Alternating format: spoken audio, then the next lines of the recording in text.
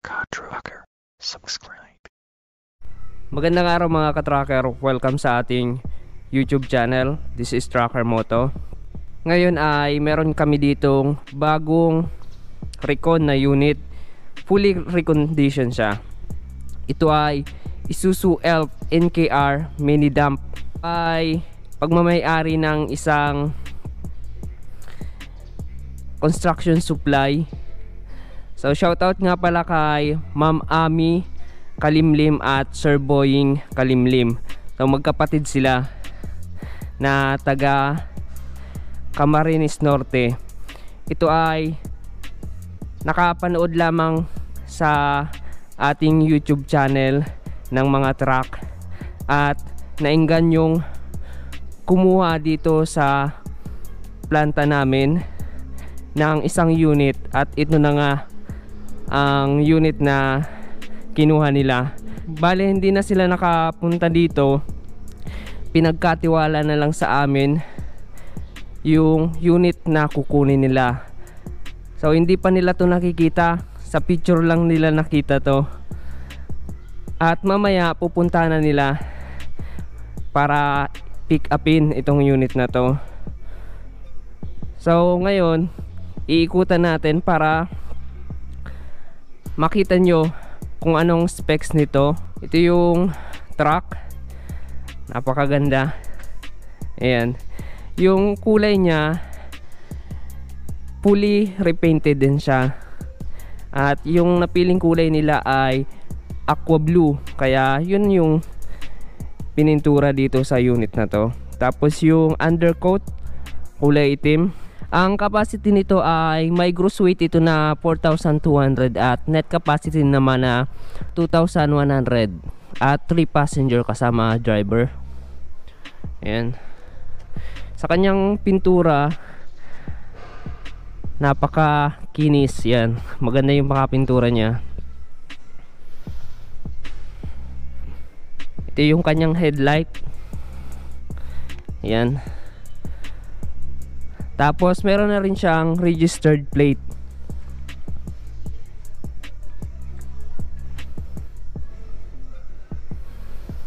Pasok tayo sa loob ng cabin para makita nyo yung interior. Ito yung loob ng cab at panel ng pinto. Ayan. Tapos yung mga upuan, yung driver and passenger seat chair, naka-upholstery na rin. Tapos ito yung kanyang dashboard. Yung dashboard nito ay brand new na rin. Brand new. Tapos ito yung kanyang panel gauge. Meron siyang speedometer, tsaka yung odometer, yung kanyang temperature gauge, at ito naman yung kanyang fuel gauge at RPM. Napaka simple lang nitong truck na to. Tapos yung mga switches sa hazard, then sa kanyang side mirror, pero kinonvert na to as mechanical yung kanyang side mirror. Dito naman sa kabila yung fog light and doom light. Tapos gusto rin ng may-ari nito na merong aircon, kaya nilagyan namin ng aircon. Malamig na malamig to. Buksan natin, andarin natin para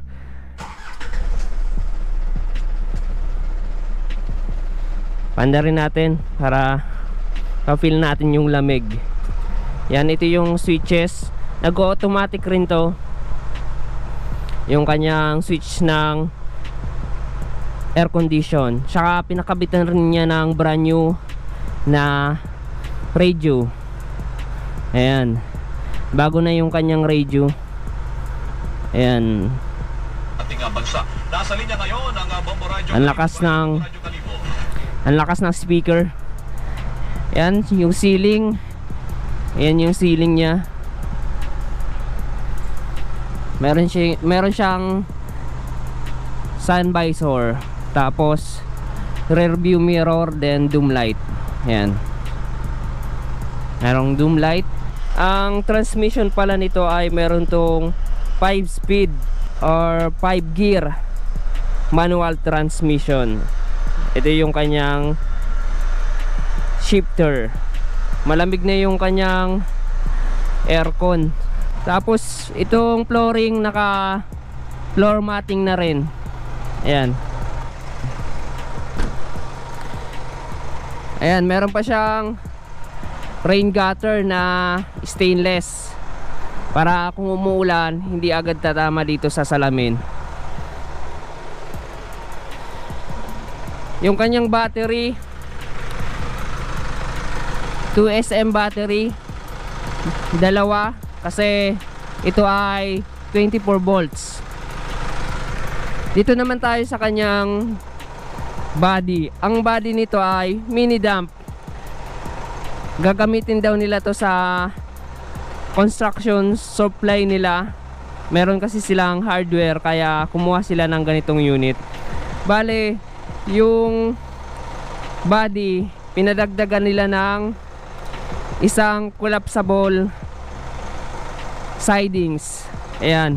Dati yung original, hanggang dito lang yung original nitong body na to. Pinadagdagan nila para makargahan nila ng 3 cubic na buhangin. Dito rin nakapesto yung kanyang spare tire. Tapos may isang tubular running guard. Ang gulong nito ay merong sukat na 7.0 R16, naka lock type. Yung kanyang rim 5 stud. Ayan. Yung gulong nito stock dito sa truck. Japan used tires pa ang nakakabit. Ayan. Pero makapal pa naman. Yung clearance light nito naka LED. Yan, kinabitan namin ng LED clearance light. Dito tayo sa likod. Maganda naman yung pakapintura. Maayos yung pakapintura. Tapos ito yung kanyang taillight.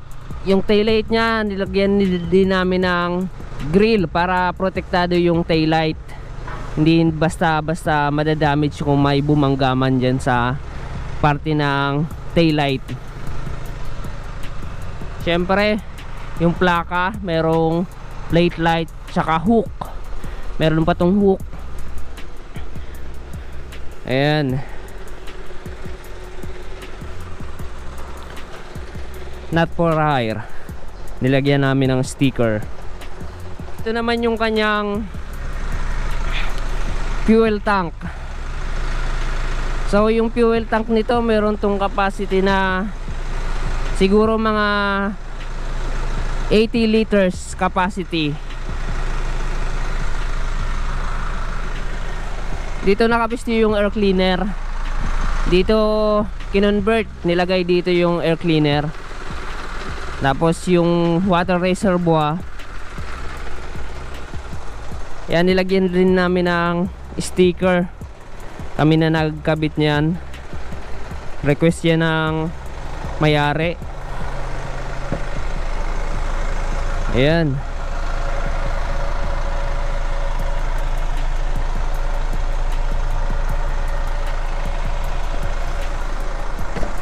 So ipakita ko sa inyo yung makina nito para makita nyo. Alright mga ka-tracker, ang makina nito ay 4HF1 na manual. 4 cylinder to na naka inline injection pump na manual. Chinek rin namin yung makina kung may tagas. Tapos change oil na rin namin. Nilagyan rin namin ng silicone oil yung clutch pan. Ito yung ilalim ng cabin.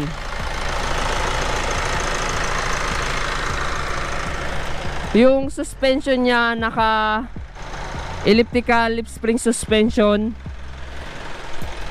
sa harap at sa likod. Yung chassis nito ay camel type or kung tawagin ay kuba. Kaya matibay. Tapos ito ay 4x2 mini dump. Ito yung loob ng body.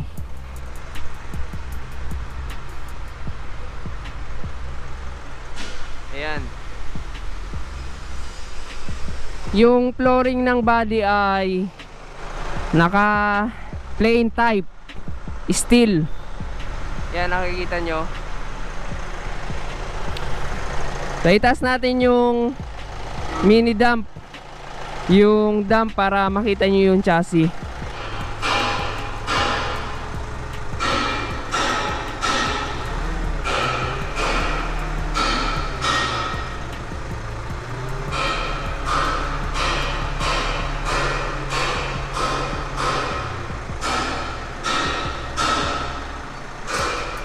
Ito yung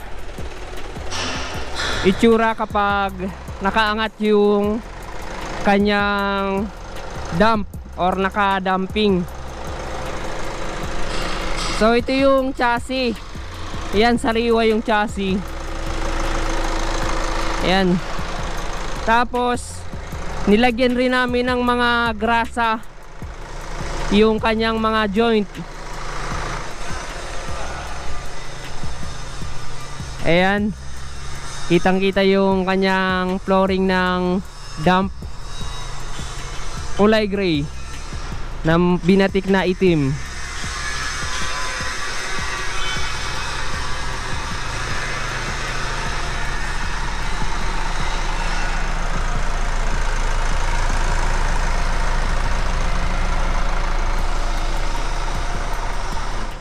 Ayan mga ka-tracker, so nagbibenta kami dito ng mga mini dump. Tapos kung gusto nyo iparekon, pwede. Ayan, nakita nyo na yung unit. Ito na yung finished product ng ating fully reconditioned Japan surplus truck mini dump. Ayan, kitang kita naman na maganda talaga yung unit. So lahat ng parts, chinek namin yan. Meron dito nag-check, merong QC para tingnan talaga yung mga system ng truck kapag nirecon, para kapag nilabas ay nasa roadworthy standard ang ating truck.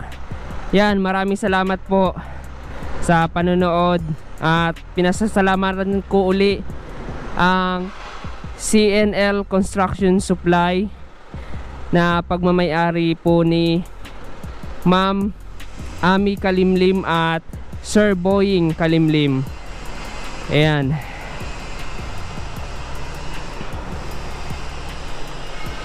So maraming salamat po sa panonood, at kung bago lang po kayo sa aking YouTube channel, ako po ay nagbablog ng mga Japan surplus truck, at kung nagustuhan nyo po itong aking vlog ay paki-like naman po itong video, at kung may mga tanong po kayo, pwede po kayong mag-comment sa baba. Don't forget to subscribe our YouTube channel, Tracker Moto. Hit nyo na rin yung notification bell para updated po kayo sa ilalabas kong bagong video kung meron man. Yan, maraming salamat. Trucker Moto. Saturday Night Car Trucker. Subscribe.